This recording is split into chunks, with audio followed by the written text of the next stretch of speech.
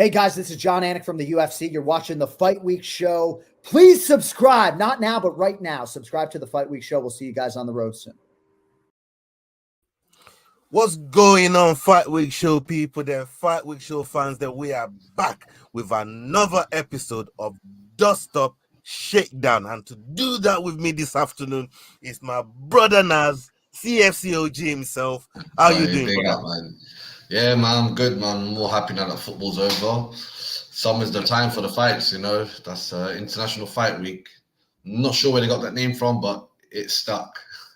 Yeah, it is. And bro, I know you say you're glad that football is over. But boy, the way Man City handled Manchester United, I wish William was here, boy. You know what I mean? I wish William was here, man. You get me? The way Man City handled Manchester United, man, it was a mad thing, boy. 15 seconds in, and that tie was over. It was done, bro. You know what I mean? So, but again, we're gonna see what the summer brings. You man have been moving, shaking and popping in the fucking window. I think Todd Bowley saying he's gonna take a back seat. I don't believe that guy, bro. I don't believe him, man. You know what I mean? But even if he stays in America, man, with the power of Zoom and technology, he'll come in with a little virtual screen. He'll do something, he will do something, man. But hey, let's see what the window brings. But we're not here to talk about football. We're here to talk about mixed martial arts, MMA, the sport that we both love, the sport that everybody is here to hear us talk about. Everybody, salute to you as you roll in.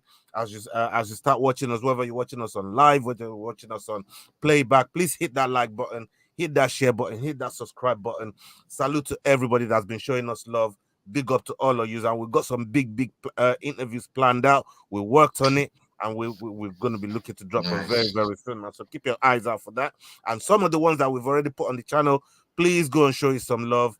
Go and show you some views. Go share it out and get the numbers up on those. Salute to everybody. Now, the first topic that we got to talk about, everybody's been talking about it. Even you can't stop talking about it in the WhatsApp group, brother. Kai Kara-France, Albazi. What happened with these judges, man? What happened? Boy, man, either there's some kind of corruption or brain cells are being knocked. Like some of these judges, I know they go to the gyms, but I don't know if these other gyms are taking care of them. They seem to be getting worse over time. You know, but boy, again, that name came up. Chris Lee said before we started, it's not his first rodeo. It's not the first time he's been quote unquote budged up. He's done a robbery, bro. He's a thief almost like. But at the same time, in the bigger picture of things, this fight could have gone to Albazi in some way, but not the way he gave it. That was the problem. I think they hooked up Albazi, man. I think there's some kind of they felt sorry for him because he's a Rocky. They're like, we done you guys dirty. Let me get you one back. Because that made no sense, man. That made no sense the way that scorecard went. I mean, look, I like Albazi a lot, and I like his come up. And Kai Kara-France is a fighter that we both fuck with. We like what he stands for and the way he approaches the fight game. Now, when you look at that fight was close. Don't make no mistake about it. It was close on both sides. And I think Kai Kara-France just edged it, right? But like you said, it's not the actual fight or the way the result was given that was presented. It's the scoring of the round. You know what I mean? That's why you start having a bone of contention and start thinking to yourself, like, hold on, how is this guy Chris Lee like budging up this result? How is it? But look, it's the fighter's fault. Yeah, we all know this. UFC has always claimed it. Dana's always told everyone. Hey, listen, but Dana started that line off back in 2005 when it was like heavyweights. These are flyweights. They don't care each other ever. Bro, the thing is this. He's come out and said we don't get to pick the judges. The judges ain't our picks. We don't pick these guys. The same way we don't pick what referees come and officiate on the night. This is down to the commission. This is down to the athletic commission. This ain't a UFC problem. This is an athletic commission problem. You know what I'm trying to say? But he doesn't say it in that way. He doesn't say it in that way. He says it in the most political, not even correct, nice way. He makes sure he doesn't rock the boat because him in Las Vegas, man, that's his second home, his real home. He got kicked out of Boston. Yeah, and so he made Las Vegas, and he doesn't want to upset it with the Power Slap League and PFL coming in. He was even giving them props on the side, saying, "Oh, they caught, you can't mess about in Levada, they're on point, etc." I'm like, how can they be on point, yet they just have one of his worst results scoring ever? Again, he's being political. He's smart. He needs them to come in. So I'm not gonna, shit on him, but he's not my boss. So yeah, Dana White, fix up, man. Put it on them. I mean, it has to kind of do that, and it's not just him that's going off. Like people like Gilbert Burns, Easy, like they're all going off about this judge. Izzy, judge. Like what I mean, man saying he said he needs to be interviewed. He's like Joe Rogan, DC, bring the judge in. Bro, I've been saying that about the referees in the Premier League. Start interviewing these bloody refs. Come on, you know what I mean? There was a thing going around saying who's worse, like Andrew Taylor or Chris Lee, and I was like, oh, that's a good one. I mean, I signed a petition for Taylor a couple of months back, so he sucks. Chris Lee, there's a petition out there for him. Whoa. I like Anthony Taylor, man. I'll catch him in the car park like Jose Mourinho. I know Chelsea fans hate Anthony Taylor because of the way he's officiating our games. Who's the one that you hate? Yeah, that was him. So we all hate Anthony Taylor. Bro, I know Chelsea fans don't like Anthony Taylor, man. Like Anthony Taylor for me is one of the best refs around, right? But because I remember when he sent off Victor Moses in that cup final, man. I think Conte was still your manager. You know what I mean? Yeah. I did that Victor Moses in that game. Look, I like Anthony he's Taylor. Done so much, but yeah, man, these it's funny, isn't it, that you get this in life. You get incompetency, and it's in a system that's so powerful, that's so in its ways, you can't change it. So you can't change. So it happens in all types of sports, but man, this one here makes a big difference. In football, you get paid. It's the truth of it. My man just lost 100K.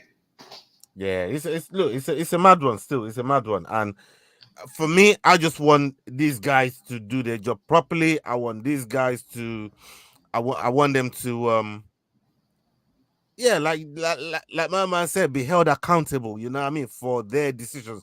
Because if their decisions is affecting people's livelihood, affecting their ability to put food on the table, maybe taking them out of the win column that they should be in, because that's going to stay on their record forever.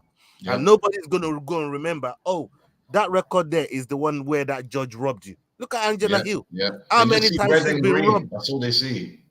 That, you know what I mean? All they're going to see is you lost because of nobody would even know the reason why you lost. It's just you lost, and that's what's going to be on your record. Not because the judge robbed you, not because the scorecard didn't get put right. So these are the things. And even if there is, it's like 1 out of a million. 1 out of a million robberies is going to go down in legend. Like, oh, I remember that one. They actually robbed him.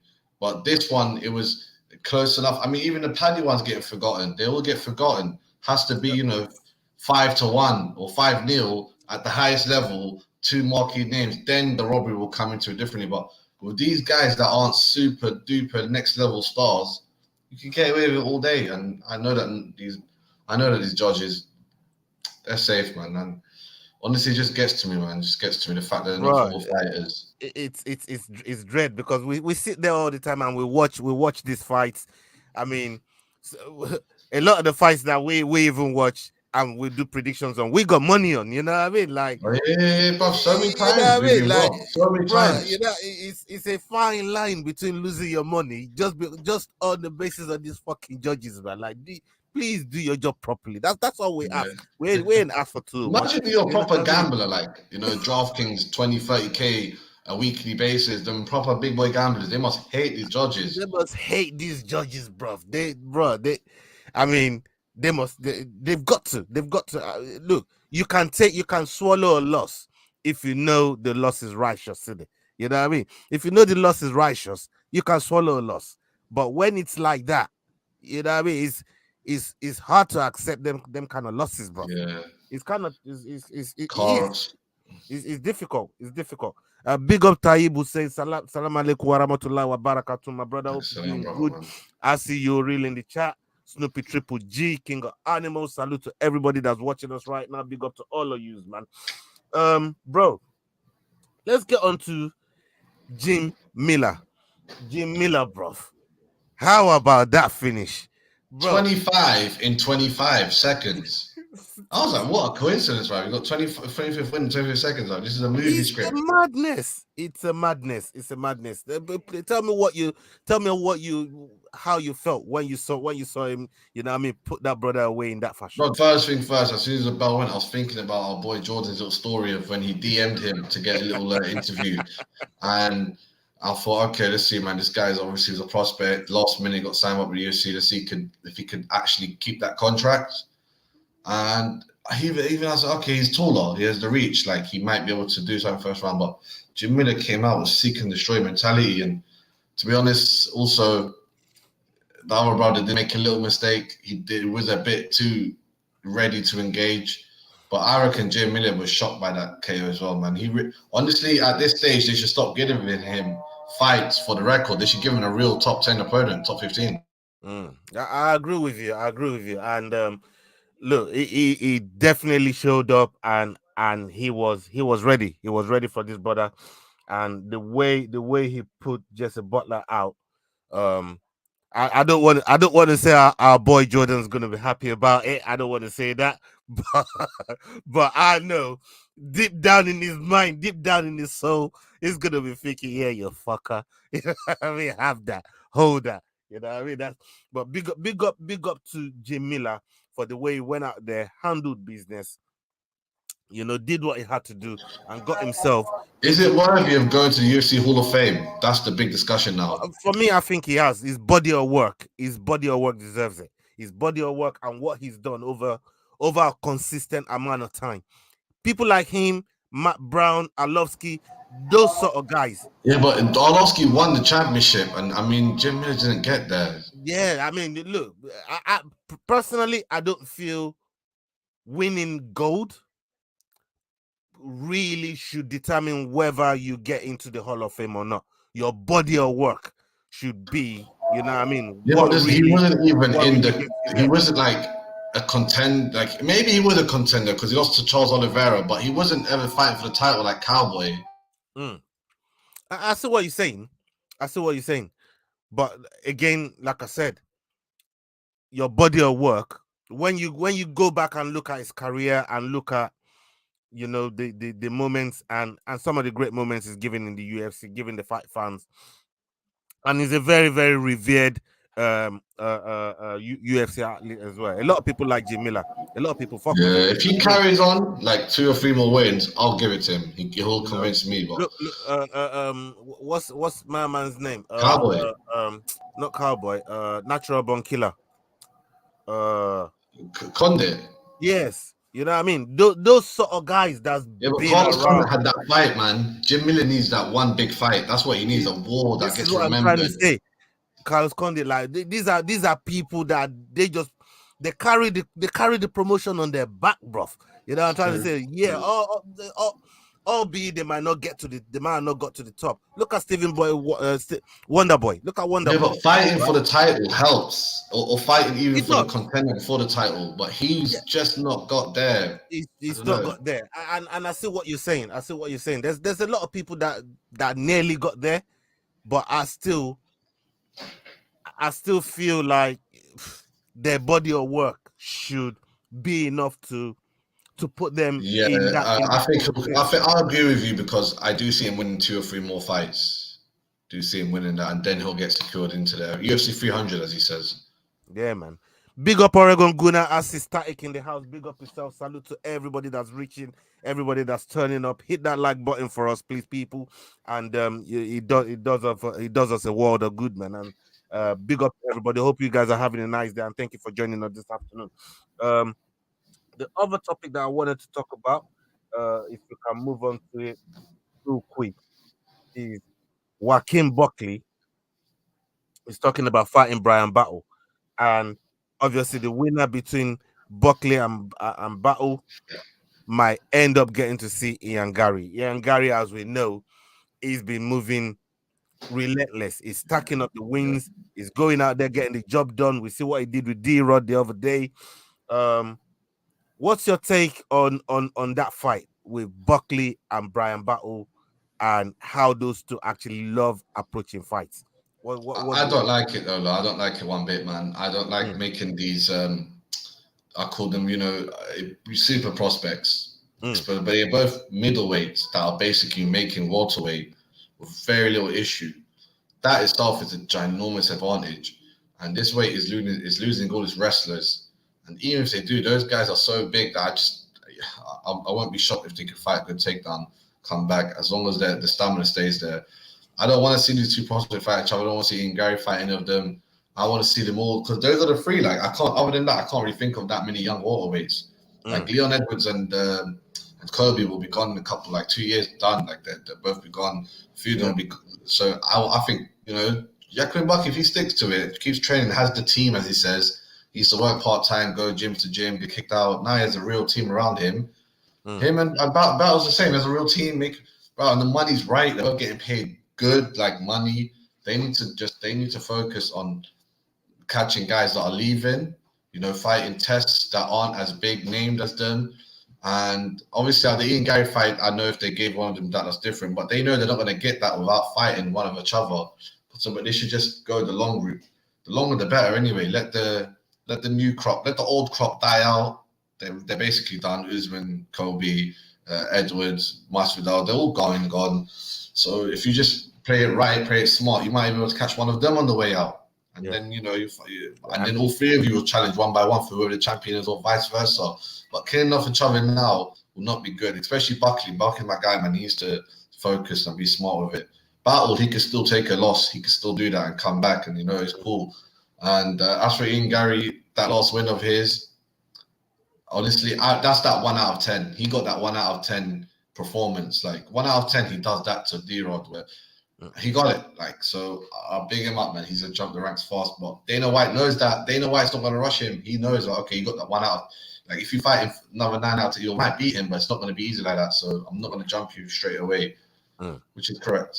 Yeah, man. I like Ian Gary a lot. Who do you like out of those three anyway? Like, but Bucky's my guy. I like Brian Battle from the Ultimate Fighter season. Yes, I was just gonna say, like, cup of tea.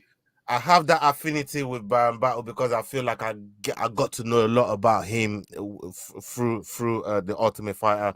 But with Joaquin Buckley, he just burst onto the scene, crazy power, finishing people, turning people's lights out. I mean, that famous knockout, what it did to Impact Sangane. I mean, we spoke to Impact Sangane on the and Impact even said that knockout helped him as a person and helped his profile, because even though it was on the wrong end of it, people were still talking about it. Buckley said the opposite. He said that one took me back. That one effed up me up, like on the Shimoy interview recently. And now he feels like now he's back there. And even before, after that, like 1 or 2 coaches have spoken about him. Came to my gym. I didn't really want him there. James Krause said he straight up kicked them out. Safe as, I think, was it one other man, trainer said it. So I was like, oh, he's not getting love from them. I don't know what it was, but it seems he's done 180. He's going the right path now. And he just looks, the way he's doing his weight cut as well. He spoke to Aljamain Sterling about it, funny enough. Like, and if you do the weight cut properly, that's it, man. That's the game changer. That water loading and salt baths and all of that. But man, I see a big change. We were just talking about, like, the welterweight division having like a nice little transition where the older fellas are now looking at the twilight of their careers. People like Usman, people like Leon Edwards eventually going to phase out. Kobe, they're all going to phase out, and we still got hungry boys like Sean Brady, you know what I mean, that's gonna come up. Shavkat Rakhmonov, that's the one. I don't trust Brady because I think he's messing up the weight cut or whatever. But I mean, people are starting to look at Brady sideways because of what. I thought he lost his last fight to Chiesa. No, it was Belal, innit? It was Belal. I thought even Chiesa fight, Max Chiesa, I was like, he's not top rare. Chiesa took a year break. Max Chiesa himself's not top rare welterweight. He's decent. And I was like, well, he didn't really win that fight with his broken nose. So, again, he's not my guy. Man. He's not my guy for the future. Belal Muhammad is also old as F. Everyone forgets that. He's on his last chance to lose. 2025. None of these men want to be here. Yeah, man. And that's what I'm saying. So it's nice to get that new infusion or new blood into the division. And I'm sure they're working on getting some more welterweights in, and we're gonna see if people like maybe people like Islam will end up moving to 170 and making it a home and try and compete there. I Way like on, that one, but at the same you time, know. Islam is. I mean, I'm not think it's 30 or something like that, 31. But if he does Yeah, I mean, that, look, that's still how that's still can that's we still get a good on, bro? 5 years. That's still a good 5 years, man. You know what I And mean? his wrestling Especially the won't way, be up there. You know that his wrestling espe- it won't have the same value. yeah, it probably wouldn't be. It probably wouldn't be. But again, you have to evolve your game. Usman had to do that. It wasn't just the wrestling. You have to evolve your game. Go and get your hands done and start. And start putting and start. People got to start recognizing your hands as much as your grappling and your wrestling, and that's what somebody like people like Usman did, and he evolved in front of Yeah, all of us. Usman, man, You know what I mean? So he's a good great Usman. example What he done of with that run of his. is a good example of how you can go from just being a grappling sort of dominating sort of athlete to then getting so good with your hands and find a decent striking coach His that can kicks were good really as get. well, man. He had nice low kicks, good jab, foot Yeah, stomps. Don't forget the foot stomps. don't forget the full stomp, nice front kicks. He became an all-round very, very Yeah. good martial artist. And look, we'll see what happens. Leroy here says we're on to CM Punk comes back. CM Punk, man. Last Oh time I my saw him, he god. just looked Yeah, mad old. boy. The welterweight is suffering right now, but we need some blood in there, but we need some new blood in the welterweight, man. Okay. Next topic here that we really wanted to touch about is this is more about the lightweight division now. And we know Benil Darush is preparing to fight our boy Do Bronx. I love both of these guys. Like proper love both of these guys. I love how they fight. I love their approach to the game, their approach to fighting, their fighting styles. But for me, out of the two of them, and I know Do Bronx has been a champ, out of the two of them, for me, Benil is the more fully rounded fighter, like in terms of skill set, in terms of style, in terms of wherever you want to take it. I will stay in there with you. Benil Darush is that guy. So give me your take on these two fellas, Yeah, but because we I talked think they're about similar. I think they're equal in most aspects. The mm, jiu-jitsu / wrestling will cut each other out. They're both from shooter box lineage, through Rafael Cordero, for MMA Rafa King. Cordero. Yeah, former shoot box king as well. And obviously Mama's there, shoot the box, the new Yeah, man. version. Big up to Diego Lima. Hey, big up to all the man them, man, from Yeah, man. Shogun Serious. River to flipping now Oliveira. And Mm, even their careers, they're so similar. mm. Like they both done what I call a Robbie Lawler. They got it all together in one go, and it's like, all right, you know what you're doing now. Like now, all those losses you had before, most of them you now would have easily won those fights. Like you're that person right now at this moment, and that's what they both are. And I was shocked when I saw their ages. I thought Oliveira was older. He's younger, bro. He's 2 years younger. He's only just turned 33. So I'm like, right, he's still young, man. That's in his prime, if anything.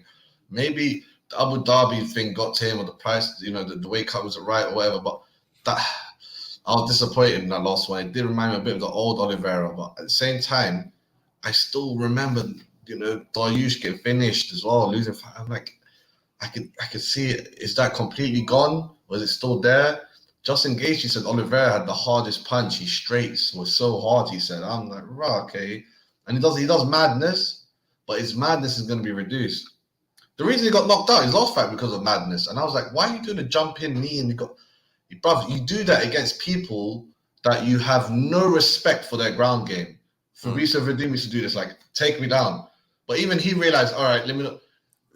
What's his name? Can do it with. Makachev is not meant to be that guy, and neither is Dariush. You're not supposed to do something so crazy that it goes down. The other guys, yeah, Dustin, Justin, the man don't know nothing about jiu-jitsu. They're like white belts compared to him. No offense, but No, but that's the truth. Dariush, That's the truth. yeah, and Dariush is on that level though. He's not. He is on that high level of grappling. He would He be is if you elite. straight grapple with him. None of the other contenders, everyone else in lightweight is not. If it just turned jiu-jitsu all of a sudden, it would just be Benil Makachev and Oliveira when it comes to just choking, breaking arms, submitting, getting these crazy positions. So I'm hoping Oliveira fixes up this fight. If he doesn't, it's going to be another fight of the night, but it might not go his way. I do like Dariush to a degree, average man, but there's something about him. I don't know what it is. I'm like, nah, let me go Oliveira, man. Let me go for my guy Oliveira. Who's your horse? It's a Dariush fully. For me, I love Dariush so much, man. Dariush is one of those guys that is vanilla to a lot of people, especially his personality and stuff like that. It's vanilla to a lot of guys, you know what I mean? Like, but for me, because of how much of a nerd that I see past all that bullshit. You know what I mean? I'm just looking at the man's skill set, man, and this guy can do it all, bro. He really can do it all. He can put it together on a fucking fantastic night for Dariush. You do not want to be in the cage with him when he's having a fucking good night. You don't want to be in there with him. He's the last human being you want to be in there with. And I would go as far as to say, I think he beats Islam. This is, you see, when that fight was going to happen before he got injured, and then they had to pull out and they put Bobby Green in. I reckon it would. Trust me, this is. Well, that injury must have. I reckon that injury's either it's gonna be the reason of his downfall, or it's gonna be like a blessing in disguise. And it could. I can't see it at 35 being a blessing. I mean, if he catches Islam at 36, he's just gonna fall into the stat of that. Was it 92% of 36-year-old lose a title fight? I mean, I like the way look at the way he dealt with Gamrot. Look at the way he dealt with Gamrot. Like nobody ragdolls Gamrot. Yeah, but like that fight was still close. It wasn't like a one-way destruction. It was still a close fight. He's still ragdoll Gamrot on the ground, bro. Nobody does that to Gamrot like that, bro. You know how hard it is to do that to Gamrot? Like that's not no easy thing to do, and he made it look easy. This is what I'm trying to say about that guy. Like, yeah, he's vanilla on the mic. He might not be everybody's cup of tea, but when you put all of that aside and you look at how it operates in the octagon, wherever you want to take it, he's there with you. You can knock man out. Do you know the amount of walk-off KOs this brother got? Like, it's a mad thing. It really is a mad thing. Like, I don't want to say lucky, but they look booky KOs. Like, it looks sloppy. It's like the other person got sloppy. He's like, let's get sloppy together, and he won. It wasn't like he ducked back 1-2 or just caught them in it like a Jim Miller exchange. I want to see this. No, Volk would not beat Dariush at all. Like, it'll be too easy for him, if anything. And this is the type of thing that I'm talking about. We got casuals like Leroy over here talking about Volk gonna beat them all. Come on, Leroy, man. You know what I mean? Even Charles Oliveira beat him. He'll do what Ortega couldn't do. He'll finish the show. I think the mosquitoes in Africa, but they be fucking you up, bro. You know what I mean? Australian, bro. He's in Africa right now, man. He's living life over there, man. He's enjoying it out there on the beach. He's living life. He's enjoying life. Big up my brother Leroy. Big up, man. I am. Yeah, man. For real. So for me, I just think when you look at the whole thing, Dariush going in there with Charles Oliveira, I think it's going to be a fantastic fight. It really going to be. But we'll talk more about it on Friday. And people, big up yourselves. We're going to have this watch along on Friday on Saturday. We have Luke Markle, the 185 champ for EFC, is going to be joining us on the night. And we're working on one more professional fighter. But if not, we're definitely going to have Luke Markle, Combat Cave. Those guys from Combat Cave, they're going to be joining us as well. Nice. And hopefully, early in the morning, yeah. And hopefully, you know what I mean, Naz is going to be there with us. Our brother Leroy is going to be there with us doing the Lord's work as he normally does. So yeah, we're looking forward to this weekend's pay-per-view card. And let's talk about the main event. Amanda Nunes fighting Irene Aldana. Tell me your take and how you're feeling towards this fight, where you see this fight going. And bro, I'm kind of a little bit I'm a little bit shook here, you know, what could happen, because it should be. Aldana is a savage, bro. You know what I mean? She's hungry savage, hasn't eaten. Please talk to me, man. Yeah, man, she's she's hungry, man. When you watch the vlogs and the countdowns, all the shows, you see that she's really putting her all or nothing into this one. And I mean, I've seen it on countdowns before where you think their opponents pushing a limit, but her team is pushing her hard. Like, I don't know if there's a new team because she's definitely improved from. If you look at her record and look at her past fights, she's leveled up slowly, and she does have advantages over Nunes that I personally like, such as the reach, whether it's kicking and punching. Reach. A lot of people tell me, they don't matter as much as in MMA, but at the same time, Nunes is also entering that age where you don't know which one you're going to get. I mean, she seems strong. She's very self-motivated. That's one thing I keep hearing from everyone in our camp and our former camps, team ATT. They all saying, "Oh, she's very self-motivated. She doesn't have to self-motivate herself." I'm like, I don't know, man. She's carrying that little white kid, throwing her around, like, "Oh, my baby." Like, I just don't know, man. I don't know. She's fully involved in the game. She looks like she's doing it for the money as well. I know she gets paid well. Dana always banged. He banged on about the other day. It's like she's so rich, you know. She's rich. I don't know if she's still doing it. Yeah, this is what Dana says. She even said like the pressure is getting to her. So I personally think I personally put my money on the Mexican wave. I just read that Wait till comment. you drop your cockroach. Big up yourself, my bro. Big up. Joe fucking Utaka, man. What's wrong with you, brother? I love you with you, man. Capone, man. Big up yourself, brother.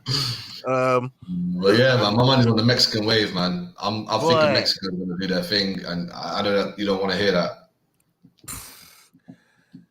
I love Amanda Nunes, and I love everything that she and it's not just like, oh, she became a champion and all of that. Like, when you follow her work, like we've done from when she got signed and everything, you just think to yourself, way before Ronda Rousey. That's what most people know. Way before, yeah. Casual, you know what I mean? Like when you look at her fucking work, man, she's been a savage. She's always been a savage, bro. And to compete across the weight classes that she's done, all right, albeit the featherweight ain't really been much of it's not really that deep. It's not really that deep in that division. You know what I mean? That division isn't really that deep. But she's fought the likes of Megan Anderson and some of the other bigger girls in that division there. But she handles herself. She handles herself in all situations. And for me, I don't know if she can get past Aldana. Aldana is so motivated as well. You're thinking, okay, Nunes is self-motivated. Aldana, she's got incentives. She wants to join the plethora of Mexican champions that are now holding UFC gold. And she trains with one of them that done the unthinkable in taking the gold strap from Shevchenko. We're talking about Alexa Grasso here, She did the unthinkable and she got it done. Choked Shevchenko out.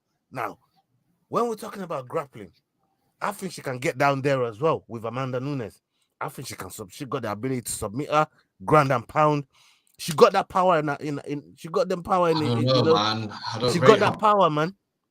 I don't rate her grappling though, man. I believe she got that power, but I think Nunes might be able to win some rounds taking her down, but that's when it's gonna be like the energy consumption is gonna increase for Nunes. Right. Again, it's gonna be the weight cut. It's gonna be the weight cut and the gas tank for Nunes. 135, right? 135, yes. Yeah, so it's not easy to make for Nunes no more, bro. You know what I mean? At this age and this many times. Yeah, exactly. She didn't get tired against Joanna May, but Joanna May is 145. She took her down again and again. And even then, she was much younger. It's like 5 years ago. Now, for almost 5 years. That gas tank ain't always going to be there. It's not always going to be there. And the people like Arena Adana that are going to be willing to test it. They're going to be willing to test that and see if you've really got that gas tank there anymore or not, So it's a fight that I'm really, really looking forward to. I still think, I still have Nunes as the favorite, but I think Aldana is going to give her everything she can handle. Because watching back the countdown that you kind of presented to me earlier on, and I looked at the way Pena was entering into them punches, and the amount of times that she got dropped, Aldana's not going to do that. Aldana's got a very, very good knowledge and specific way of applying her striking. Yep. And I And she's think her got striking advantage is as well crisp. with the advantage. reach, where Pena had to fight that reach and break in. Try and get in the pocket, and she was getting this is tagged. She was interesting, getting man. dropped on the way in. Nunes might have to go through the same thing that she put Pena through in terms of reach and trying to get in and land the punches. So grappling, maybe give 2-3 combos to try and get in one, and then get that body lock in to try and get a takedown, and then go from there and work your way from there. Might be the way forward for Amanda Nunes. But like I said, I don't think Irene Aldana is going to make it easy for her, man. I think this is going to be a much more difficult fight than a lot of people are anticipating it's going to be. I think it's going to be a tough fight between those two ladies. One of the few girls in this world that could actually beat up a lot of men. I mean, you run into a flyweight, even though she's skilled, you might still get away with a big guy. But these girls here, man, walking around 150, 160, overhand rights, straights, the kicks. I mean, these are real dangerous women, to be honest, man. Yeah, man, serious thing, man, serious. Let's talk about Paddy Pimblett. Paddy Pimblett, obviously, he had that fight with Jared Gordon. Chris Lee, as we said earlier on at the top of the show, gave him that decision. But Paddy Pimblett came out and put his hands up, even though he was doubling down when the fight just happened and people were calling him out, saying, boy, how can you even have the nerve to go and ask Dana for 50 G's off the back of that fight, asking for fucking performance? Like, bro, what possessed you to even go call for 50 G's, man? You know what I mean? After a performance like that against Jared Gordon. Talk to me, brother. Yeah, he must think a hard fight is a fight where he deserves 50K. Well, that's not how it is, man. He got a gift, a decision. You should be lucky with that, man. But he should come back for UFC 300. He should take his time, prove, become thicker, maybe take on Jim Miller. I'll do something like that. Take that little clout of his. I mean, there's not many fights out there that are easy for him, to be honest. He definitely needs to be eased back in. Someone that's a bit more older. And I think a rematch. I think a rematch between him and Jared Gordon. He doesn't seem to want it though. He thinks, and I think Jared wants it. Jared's been like that now because since the head bump and fight, we all assume he got knocked out. It's like we all assume like, oh, if he fought that Jim Miller with that concussion, he got knocked out. So it's like he almost lost clout just because of that, just because he didn't make that fight. It's like he's not a somebody anymore. So I don't know, and maybe Paddy wants that fight because another couple of months, Gerald's actually be an old man on the way out of an old man MMA wise. And so maybe he does want that. It's not going to be him because it's going to be like 2 years since the day they fought by the time they rematch. Because he just came back from injury, Paddy. He's just come back from injury. He's just come out of surgery. He's healing up. Exactly. And hopefully, be nice to see him back in the octagon. I was really, really hoping that maybe at some point before the London card. Before the London card, maybe he was going to be able to make it and get himself on the London card, but it don't look like he's going to be able to do that. But we've got the problem, Chris Duncan making the London card. We've got a few Englishmen on that London card, and they're still stacking it up, man. It's going to be a good one. Yeah, man. The watch along is going to be nice too, man. So keep it locked on here on the Fight Week show, 100%. Paddy, I think, should at the very least, get that fight between Jared Gordon and himself, put that wrong right. He's already came out and admitted that he was shit on the night. So if you're admitting that, I think it should be a bout that you want to correct and put a proper stamp on it. And hopefully, he gets to do that. And the last topic here that I want to touch on before we get out of here is the Dana White.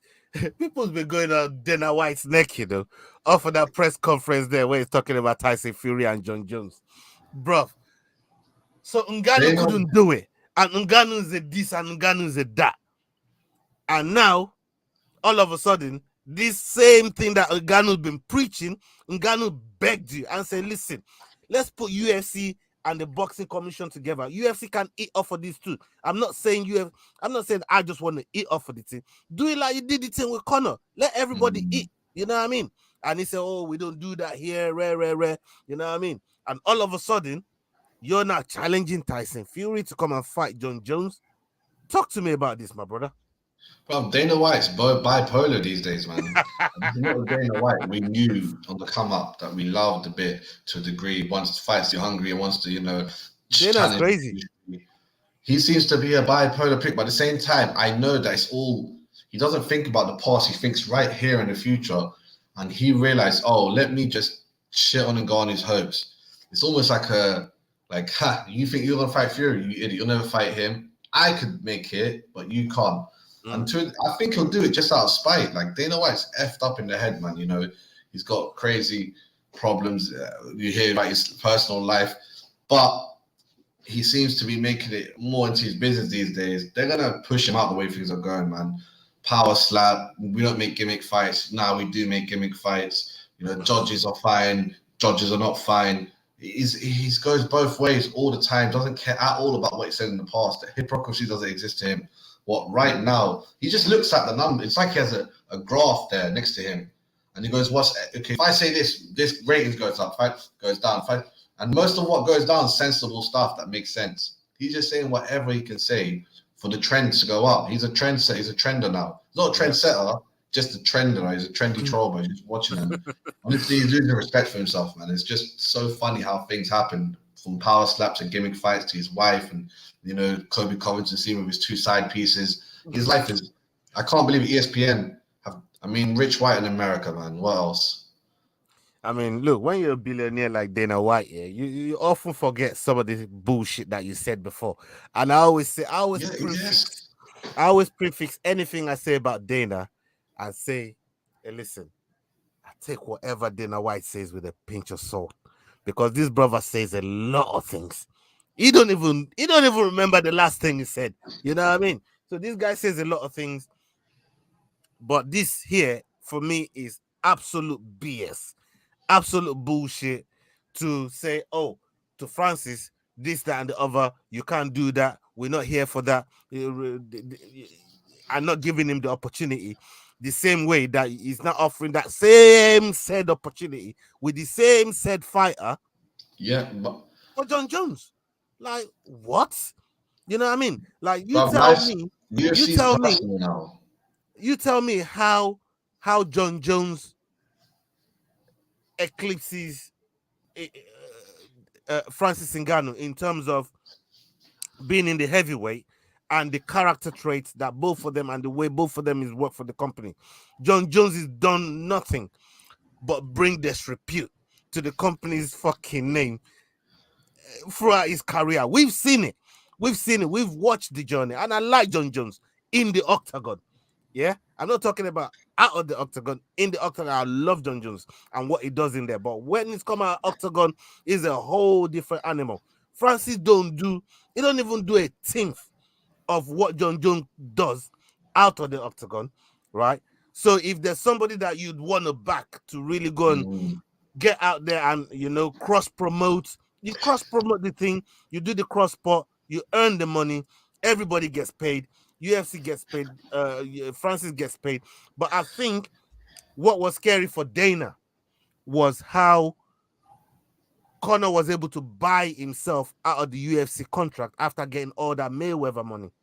And I don't think Dana really wants to do that again with somebody that he sees has got prime with the company. With John Jones is on his way out. And I think that's his thinking. That John Jones is on his way out. He probably got 1 or 2 more fights left in the UFC. You know what I mean? I can cash in, get big money out, push him out, and he don't have no say over what goes on in the UFC. But with Conor McGregor, when he got that 100 million from the Mayweather fight, he bought his contract out, he was making decisions. Even his product was being put on the canvas of the, you know what I mean? It was put on the canvas in the octagon in the UFC. And like Conor was telling people, he was telling all these fighters, you know what I mean? You man pay me, you man put money in my pocket. I'm a partner now. I ain't an employee of the UFC no more. You will do as you're told, like you told Chandler in the last episode. You will do as you're told, bro. You will do as you're told. You know what I mean? And this is the vibe that you know that Connor's coming out with, and the way he operates in and around the place. And I don't think Dana wants that that sort of power for another fighter ever again. And Francis, when he then went through the whole contract situation and the demands he was making, Dana's thinking, imagine this brother going to get 100 million from a Tyson Fury fight. I'd never be able to control him. Do you see where I'm coming from? And I think that's I see what you're saying, but at the same time, that Dana's operating with that and thinking, you know what? I'll just rather fucking block this shit, because if you're gonna be here and be our heavyweight champion, I don't want you having control over the position versus, you know, John Jones that could be on his way out and say, and I'm not making excuses here for Dana. I'm just giving a balanced reason. The only thing I'll give Dana is why that could be the case. The only thing I'll give Dana is that at least he's on the opposite way. At least he didn't go, all right, let me do one, because, you know, Ngannou last match sucked. You know, he can't box. From that last match, he would have got TKO'd by any boxer. Yeah. So he's like, all right, why would I let this guy go boxing? I don't want to see that fight. I don't want to see Ngannou box after the loss. I want to see Ngannou box before the last fight. Yeah, that was different. But after the last fight, he wants to see Ngannou box. But I do like he's saying Fury come to MMA, you know, because he knows John Jones won't beat him in boxing. But at the same time, it's definitely more personal than it is professional. I know the powers that be don't really want Dana there. They're like, all right, we'll take him for now. If they had all the power, which they don't, Dana does, they probably told him, can you replace yourself?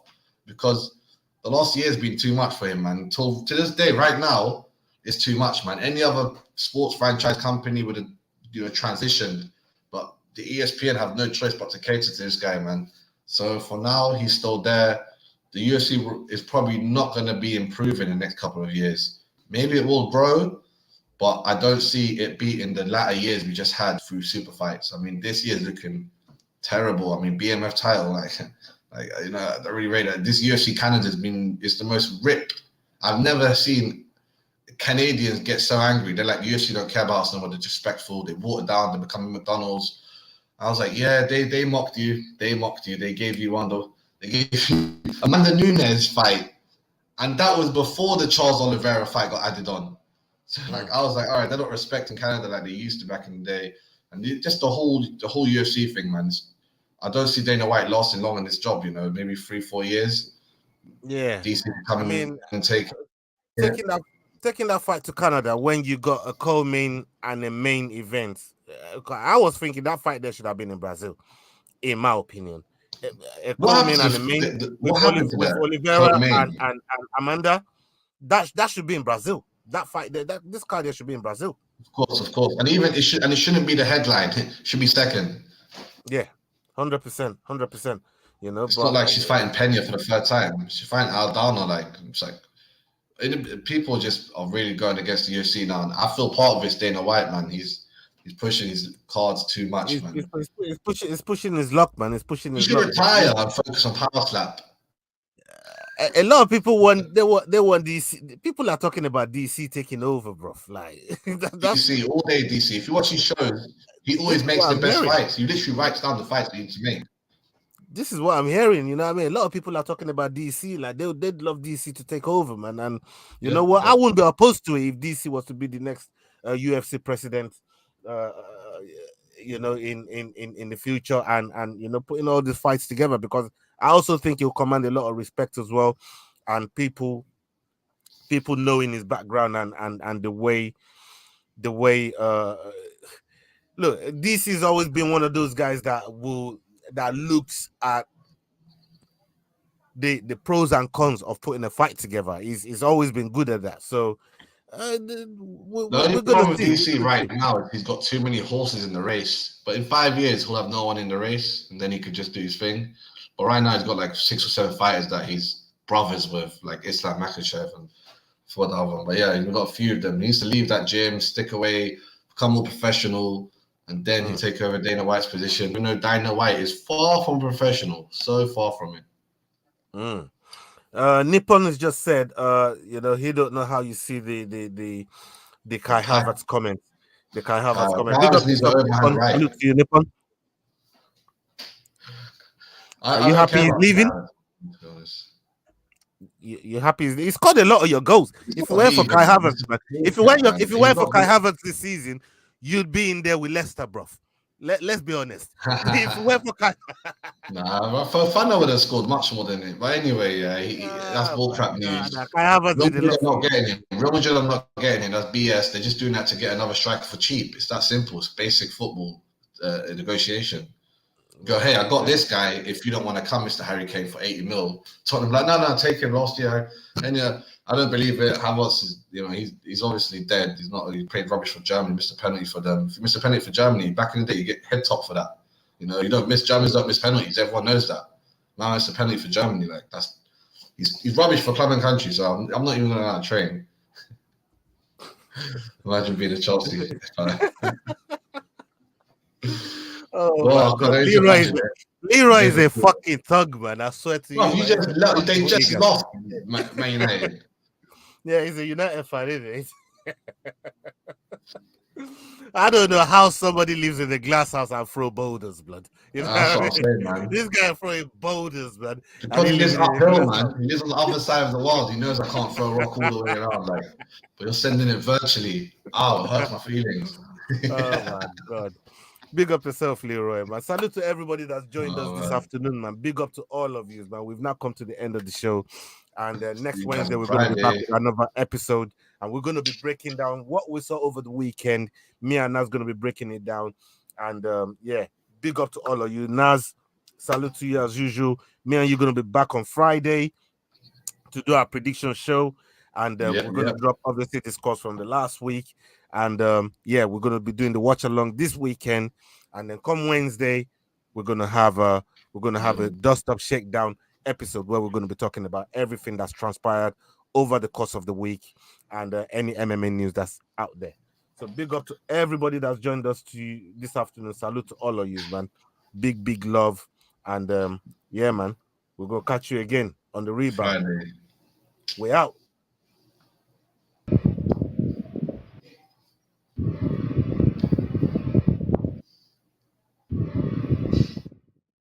Hey guys, this is John Anik from the UFC. You're watching the Fight Week show. Please subscribe, not now, but right